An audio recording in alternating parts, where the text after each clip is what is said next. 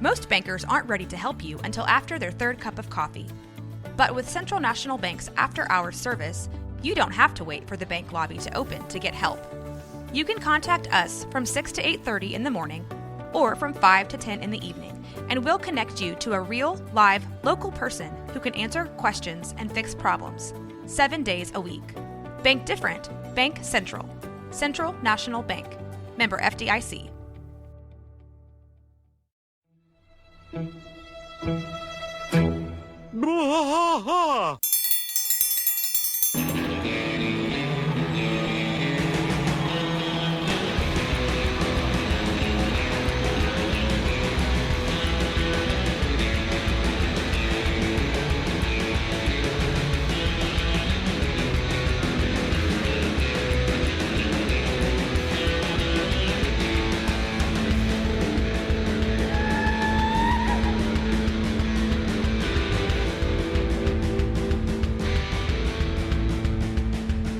I trash fight all through the night, deep in the heart of Texas.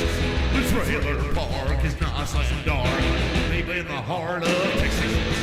That drinks his brew and he spits his chew, deep in the heart of Texas. The TV blares, but no one cares, deep in the heart of Texas. Here we go!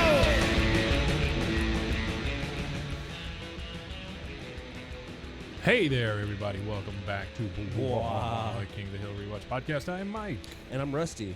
Rusty. Another day, another special guest. Yeah. This is a repeater. Yeah, this is a repeat guest. This is Jayden Libran. He's been with us before. Jayden. Yeah, he was with us in the earlier stages of the show, and now that he's back, we brought him back to kind of reintroduce himself and give him an opportunity to promo some stuff, and then also. I respect his craft and what he does, and I wanted to see what his take on the revival is. As we'll be discussing the revival, I'm sure pretty often. The one of from King now of the Hill, until right? King of the Hill. Obviously, okay. yeah. So we'll discuss some revival thoughts, that feelings, and you ideas on it. Yeah, tent revival. No, not here. Jayden, go ahead and introduce yourself again and give us a rundown of what you do, what you've done, and what you plan on doing in the future. That's all.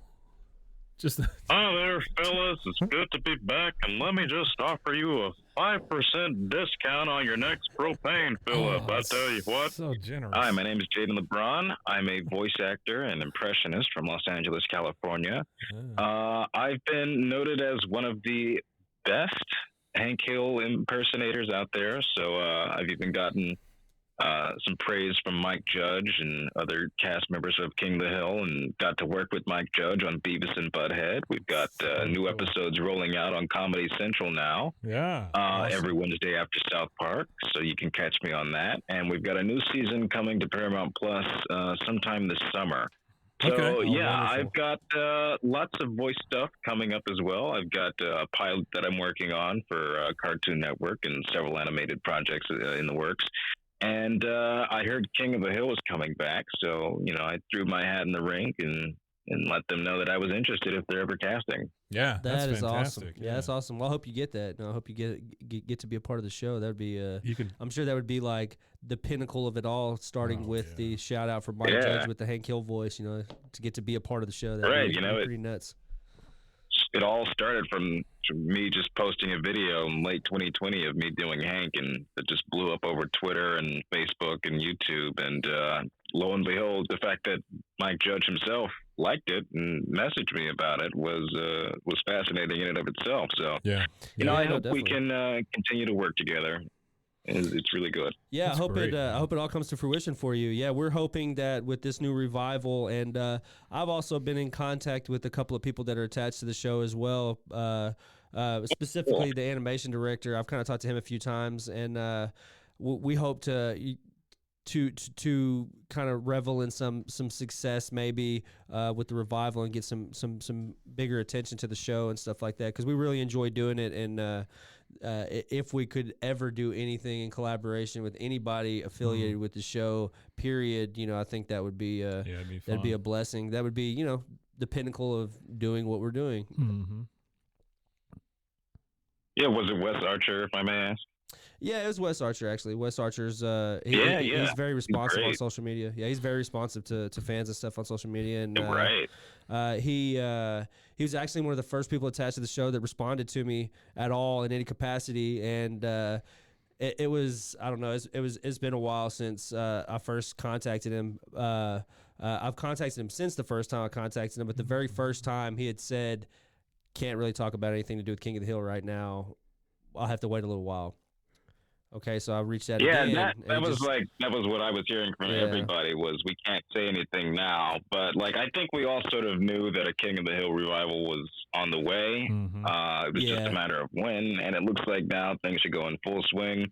I was in the know about the reboot a few days before they actually announced it. Oh wow! Okay. A friend of mine who worked on Simpsons, it was the showrunner for Simpsons, told me that they were doing writers' rooms for King of the Hill for the revival. And so I thought, oh, well, if they're having the writing session, then it must be soon. And then I think the day after was when they announced it on Hulu. Wow, so, that's cool. That's awesome. I was pretty excited about the revival. Really along. I was pretty excited about it. It blew Twitter up, you know. It blew Twitter up that day. It was, I don't know, it was, it's kind of, you know, it's kind of cool because we started the podcast with the hopes that eventually a revival would happen, but we weren't really expecting, you know, we were hopeful, but we weren't really expecting one this early into our, you know, the podcast. We've only been doing it now about a year. So we weren't expecting a revival a year into doing our podcast. And I want to note, Jayden, for you and for anybody else that's listening, we're the only King of the Hill podcast that currently is produced, edited, recorded, the cultural understanding contextually of what it is to be Texas and Texan. So I think that is what's going to set us apart from other King of the Hill podcasts that are, you know, popping up now. The revival. We have been designated. You got the authenticity factor. Yeah, we've been designated the unofficial official podcast of all things King of the Hill. Yeah. My little society. Yeah, if I can, it'll take some push and pull. But if I could manage to get Mike Judge on here, then you know that'll be your best episode. We'd love to. That we'd love. That would be an episode that would be good. That would be. I feel like that would be one of those things that and you know, and I don't even care to like. I do want him on the show, but just him knowing that we exist would be enough for me, like gratification period for me. I don't even care if he was ever a guest. I do want him to be a guest, obviously. Just the gratification of him knowing that there's a King of the Hill podcast in Texas, an hour away from where he potentially lives in Austin. So we're not far from anything King of the Hill. The archive in San Marcos is only like a 2-hour drive away from us. So like we are geographically 40 miles from anywhere Arlen could potentially be at too. So, you know, I feel like that's pretty unique for a King of the Hill podcast. So what are our hopes and feels for this for the reboot? What are we hoping? You know, I don't know. I'm thinking that they're going to keep things the same, the same age and stuff. There's been speculation about them aging him up 15, 20 years, which is a fun idea. But, you know, they've got Pamela Adlon back as Bobby. I don't know that'll work as a grown-ass man voice, but who knows? Maybe she could pull it off. Maybe. They've got everybody else back, so we know that everyone's very much alive. You know, Bill's not going to be dead because they've clearly got Stephen Root back, and absolutely. Johnny Hardwick is back as Dale and all the rest. My guess is that Khan will likely be recast. Yeah. Toby Huss wasn't listed there, but my guess is, you know, they'll hire a very talented Asian American actor to portray Khan and do him some respect there. Sure. Yeah. I'm curious to know how they'll handle Luann and Lucky there. Yeah.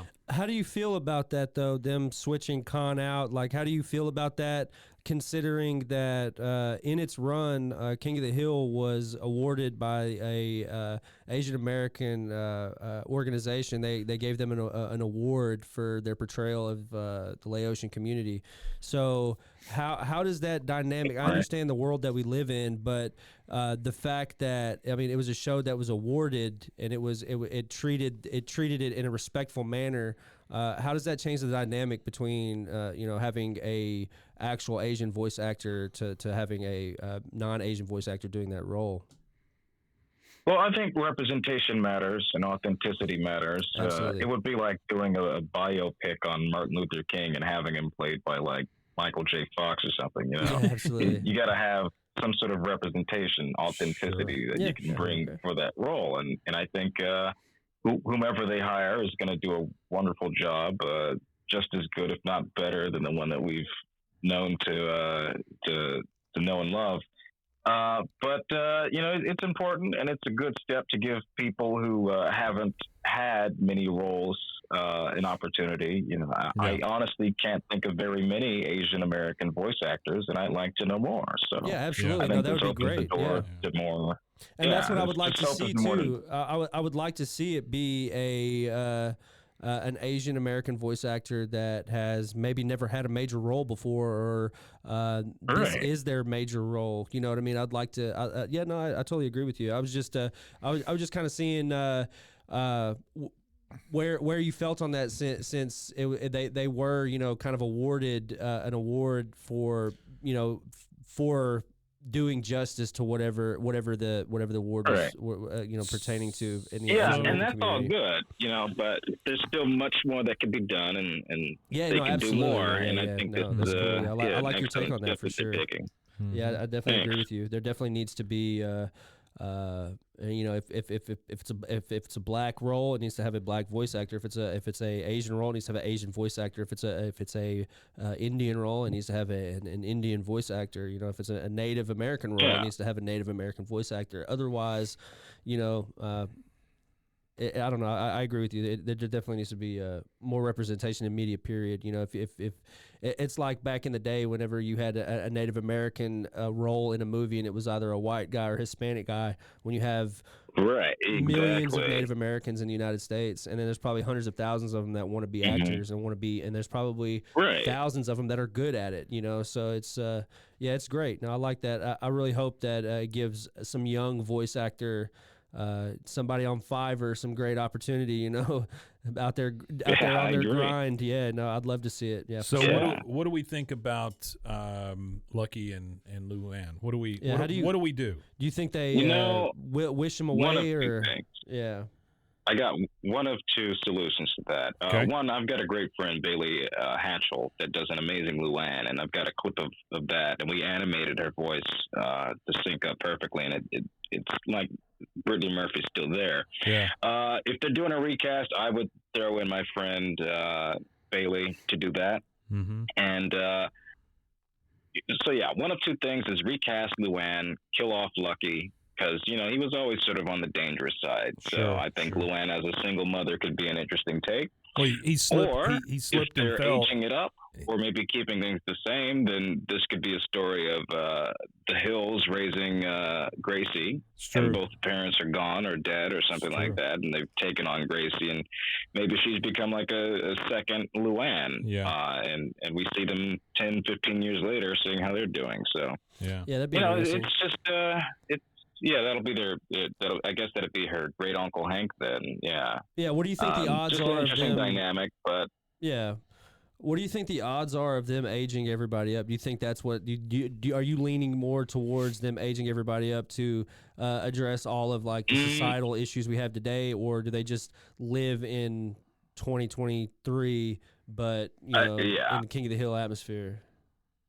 I think I would prefer the latter. I'd like to see. I don't know that I want to see like an aging Bill or an aging Hank, with back problems and graying hairs and stuff like that. I want to see them as we recognize them. I think the whole purpose of animation is that the characters are ageless and timeless, and it wouldn't make a whole lot of sense if, every 20 years there's a new Charlie Brown cartoon that he's a lot older and older and older. Yeah, eventually he's got to die. Like, when does he die? If you're going to age him up, if you age him up, they have to die at some point. Like, you can't just have unless Charlie Brown has a son, and then you've got Charlie Brown 2, Charlie Brown Jr. Yeah.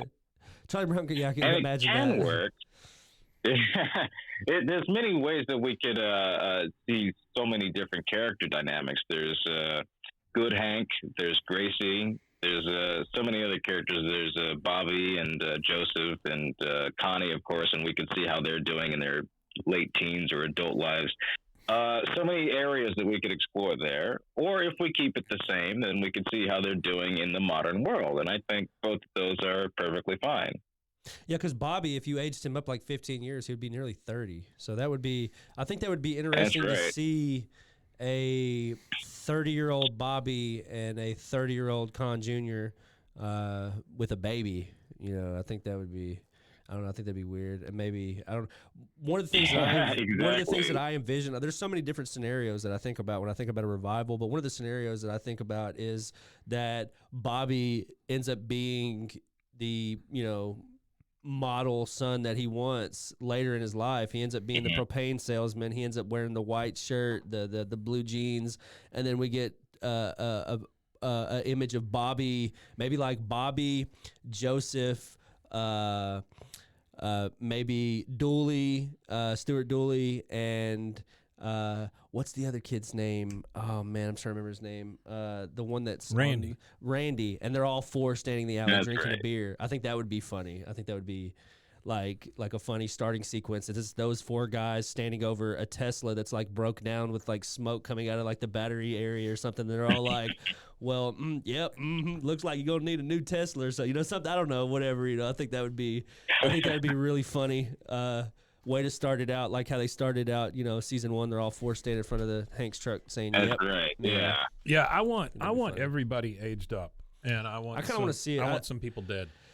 I do want them to age them up, and I don't. I do for the fact that I just want to see what, because it's not different people creating it. It's the original 1996 crew here that's doing this, and that's rare opportunity to have every returning person from a show, and from storyboards to everything, to have a complete piece of what you had before.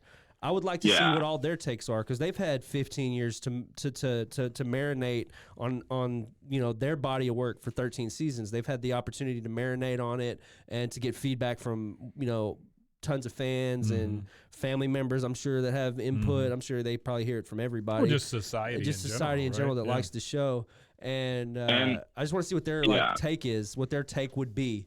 Now, if we don't get it, that's cool. But I would like to see how they approached aging them. I do want to see some dead folks. Cotton cannot exist in an aged up world. I just wanted to know what a time to be alive and to be a fan of animation, especially towards those that grew up in the 90s. Oh, absolutely. It's this year alone, or this year and next year, we've got Ren and Stimpy, Futurama, King of the Hill, so many 90s properties, Beavis and Butthead. So many things are coming back, Clone High.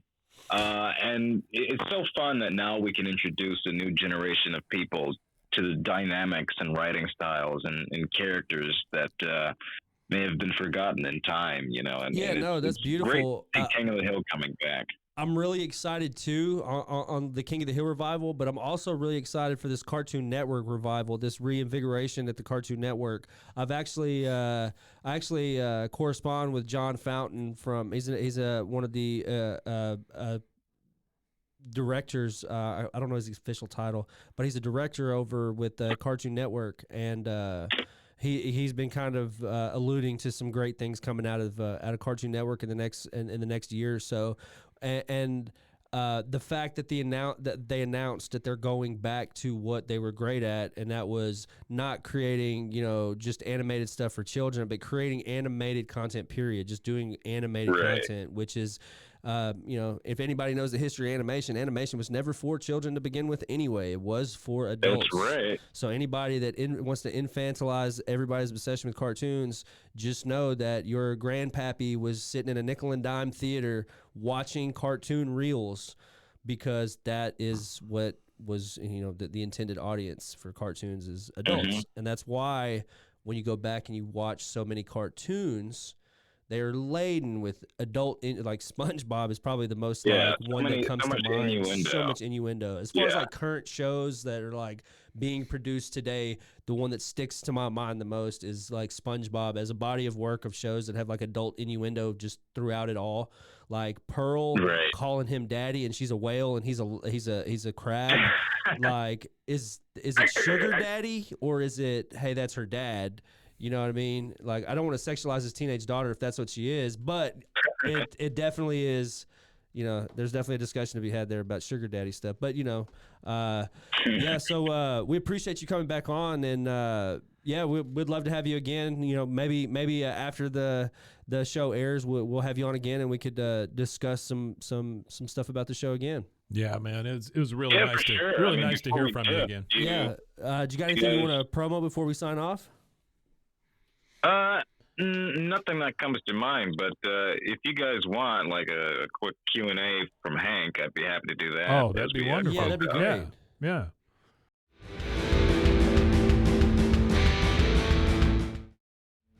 Watch us fight all through the night, deep in the heart of Texas. So, Mr. Hill, can you tell me how in a 2023 world is propane selling these days? Well, let me tell you something. With the goddamn solar panels and lithium batteries, not quite as well as it used to, but like old Dad used to say, well, he mostly yelled at me, and guess it wasn't really inspirational, but I'd assume he'd say something in favor of propane, and it'll probably come back someday. Sure. How could it not? I mean, it is from the earth, of the earth, by the earth, for Texans. What do you feel? How do you feel about the United States military blowing up the natural propane gas line in between Russia and Western Europe? How do you feel like that affects the market? God damn it! Just when I thought we'd have a good working pipeline, people goddamn blow it up. Well, staying kind of on that same topic, Mr. Hill, what did you see the Chinese spy balloon that we shot down? What do you make of that? I tell you what, I thought that was one of Bill's schemes, like when he got tied to that weather balloon. I'd have shot him down myself, but it was too high up, and Bill's not that great of a swimmer. Sure. Well, that's very nice of you not to want to kill Bill. I guess that's good. And then I guess one last question for you. How do you feel about the United States military shooting down UFOs over Alaska? Well, I don't know too much about what goes on up there in Alaska, but I do know they've got a pretty goddamn good supply of propane. As long as it doesn't hit the supply, we're all goddamn good, I tell you what. Well, thank you, Mr. Hill. We appreciate you coming in and giving us a couple of responses to some crazy news articles we've noticed over the last. Yeah, we've missed you, Mr. Hill. We really appreciate Thank you, appreciate and I'll you being be here. sure to mail you a brochure for Strickland propane. Oh, that's Thanks, fantastic! I need some new reading. Thank you. All right, thanks, Jayden. We Thank you. appreciate you. Yes, Thanks, sir. Jayden. We'll Thank talk you to for you having soon. me. All right, take it easy. All right, take care. Bye. Bye-bye. So that was great. He was back. Second, it's first guest that's ever come back. That's his first second time guest. At least we know it didn't stink in here, I guess, or, I guess or whatever. So. Yeah, we appreciate him coming on. Or he's gone nose blind with us. What's amazing to me is that this guy has made a career out of doing this, and like he said, what a great time to be alive as far as animation goes. Yeah, there's a lot of revival, especially for all of us who have watched a lot of these shows that are coming back around. The one I'm really most excited for is King of the Hill, obviously, but I'm ready to because I think there's maybe one or two crossover voice actors for this, but Futurama is one that I'm pretty excited for too. That was a great show. It's one of my favorite anime shows. I will tell you this, that I didn't know about the Ren and Stimpy revival, so I am super excited about that. Well, actually, I'll take that back. I'm pretty excited for that one too. I will that take might some be Ren and top Stimpy. 3. Yeah, I really like Ren and Stimpy. Don't whiz on the electric electric fence. Yeah, don't. It is Hey, you not wanna hear the- recommended to piss on electric fences. You want to hear the log song? Do I have a choice at this point? No, You go ahead. don't. You Go ahead. don't. What rolls downstairs alone or in pairs rolls over your neighbor's dog. What fits on your back is good for a snack. It's log, log, log. It's log. It's log. It's good. It's big. It's heavy. It's wood. It's log. It's log. It's better than bad. It's good. You're All welcome. right, there we go. You're welcome. Mason with the resounding thumbs He down. gave me a thumbs down. The thumbs down was so loud. Was I'm it the pretty singing? sure that yeah, you could hear that in the background. Very. I don't faintly. know if you know this or not though, Mason. My generation, we sat through a lot of like talk singing. Like there were a lot of people out there that talk sang. You know, like if you look at Captain Spock, or not Captain Spock, Major Spock. What is he? Yeah, General Spock. I like the sing-song voice sound. and Captain Picard, or what's the other one? What's the original one? Kurt. Kirk. Kirk. Oh yeah, Captain Kirk. I loved his music. To go where You should know that. no That is man. that is literally your generation. no, come on, don't date him Oh, that hard. I'm now. just kidding. The first I love Star Battlestar Trek, Galactica. I thought it was great. Yeah. With Captain Kirk. Yeah, Captain It was Kirk. good. I really enjoy his speech patterns. They are nonsensical and I yeah, you know, loved. his voice this kills me. episode. Yeah. It wasn't even close. All right. Well, you want to tell them where they can find us? Yeah, you can find us at bwaaakoth on Linktree. That's linktr.ee/bwaaakoth. And again, any interactions, we're looking for DMs on any of our social medias. If you message your address, we'll get you some stickers. We're doing that for Not DPs. DMs. DMs. Definitely not DPs. Okay. Dr. Peppers, yes. Dr. So, yeah, Peppers. we're doing Dr. Peppers here. If you send an address, we'll ship you some stickers. The next 8 people that do it will get more than just a sticker. They'll get more than just one sticker. We're willing to send stickers to anybody. Oh, I'll send If you want a stickers to your sticker. mom's mom, To your mom's mom, and then we'll slap it on the casket but not for to your you. father's mom. Not to your father's mom. She has done it. She has proved herself to me one too many times. I heard that she spits loogies in the Thanksgiving Well, stuffing. she's like a damn what do you call those alpaca? They go, She stores her spit in a jar, and then she pours a cup of it in every meal. wow, that's I'm gross. kind of more curious as to how she generates that much spit. Yeah. Well, yeah. Well, when you have the Very size of salivated. the neck that she does, I mean, It just the saliva glands I on that guess, woman I have to don't be the size of grapefruit. I was thinking. Whatever. Yeah. Hey guys, this is a week's worth of content we're recording today, so I'm just letting you know it may be a little punchy at the end here. But hey, we want to thank everybody for joining us. Again, check us out online. Also, if you could head over to Hotel Arlen Hotel Arlen on Twitter. I need for everyone in the sound of my voice, fish, women, children, horses, all, to head over to Twitter, find Hotel Arlen, follow it, and post something. That's going to be our hangout spot. And also, I want to give our deepest condolences to everybody in East Palestine, Ohio. I meant to mention that in every other episode that we did this week, but it's not being really reported in the news, and it's kind of shady that it's not, and it kind of like irks me because I keep up with the news pretty heavily on a daily basis, and the local government there allowed vinyl chloride to be burned and leaked into the area where this train derailed. And I don't know that there's any other way to resolve what they happened. I don't know what the contingencies are for a big spill like that. I don't work for OSHA, so I don't know any they of said that, it was like safety a stuff. controlled release. Or But whatever's going on, they're talking about waters being contaminated, livestock and crops are being destroyed. Reporters are being arrested that are trying to report on this. Yeah. And this is a small Ohio conservative state. So this is a state that is going to want to try to cover things up, I'm sure. They want to try to consolidate as much of it as they can because eventually you're going to have TV shows being interrupted in 5 years with, if you were at East Palestine, Ohio, contact this number for a class action lawsuit. Camp Lejeune is the big one now. Yeah, Camp I see that all the time. Yeah, that's that was for Agent Orange or something, wasn't it? Is that what it is? No, or earbuds? It was contaminated water. Oh, contaminated also. water. I had a buddy that was stationed in Camp Lejeune actually, and I had a buddy I got a number that for him. had. He's a part of the class action lawsuit right now for the earbud thing from 3M, where they're getting sued by the United States military or whatever. I don't know about the earbuds. I don't know. Yeah, well, they didn't give them proper ear control, ear safety buds. They gave them ones that weren't rated for the stuff that they were doing, so they had a higher incidence of disability after people were retiring for ear issues that were from that particular time frame when they were using those earbuds. Like tinnitus, or their ears falling off? No, it's just like their hearing is just like, it takes like hearing loss. When you're a jet fueler and you're fueling jet airplanes and you're right by the planes where they're loud and stuff, it ruins your hearing. As someone who's never fueled a jet, I can understand. The East Palestine stuff is being compared to Chernobyl.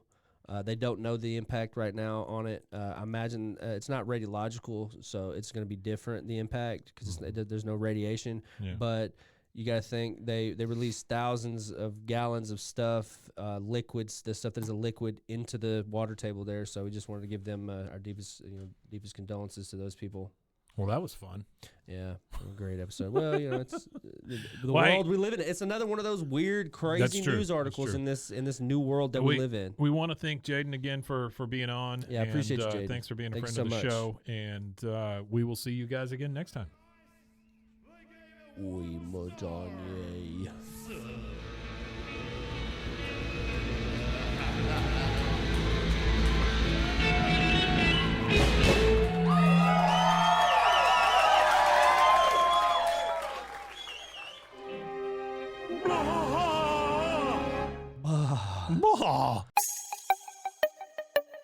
This has been a Rogue Media podcast.